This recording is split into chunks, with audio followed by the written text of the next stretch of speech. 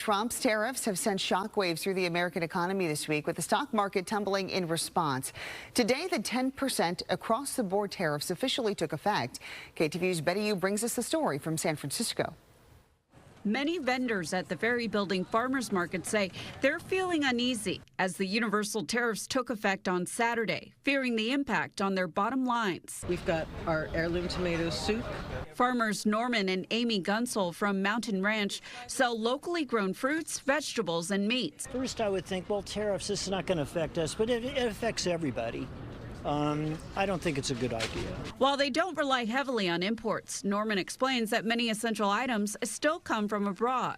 Basic hardware items and things. We function on our farm that I've lived on since I was 15, but we do have to buy barbed wire, T-posts, like I said, plastic pipe.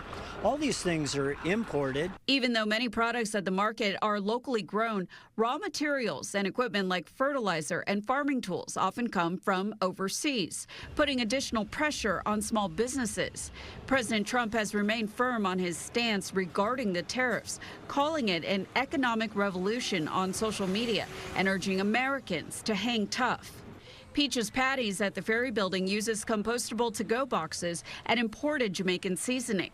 There was inflation already, but with the tariffs, I know most of the compostables and stuff, they come from China, and so I know that they're getting tariffs set upon them.